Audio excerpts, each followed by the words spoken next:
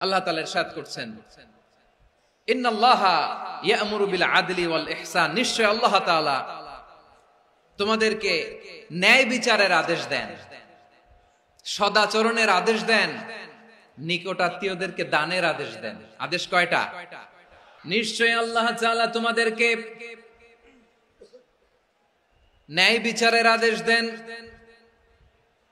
সদাচরণের আদেশ দেন, তিনি তোমাদের নিকটাত্মীয়দেরকে দানের আদেশ দেন, আর তিনি তোমাদেরকে অশ্লীলতা থেকে নিষেধ করেন, মন্দ কাজ থেকে নিষেধ করেন, অবাধ্যতা সীমা লঙ্ঘন থেকে নিষেধ করেন।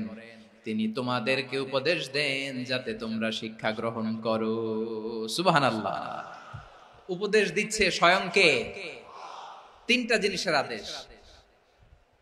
ইয়া'মুরু বিল আদল, সুবিচার ন্যায় বিচারের আদেশ তিনি দেন। ইহসানের আদেশ দেন, যাতে আমরা ইহসান করি, একে অপরের প্রতি সুবিচার করি, মহানুভবতা দেখায়, অনুগ্রহ দেখায়, আর নিকট আত্মীয়দেরকে যেন আমরা দান করি। এই তিনটা আদেশ তিনি দিয়েছেন।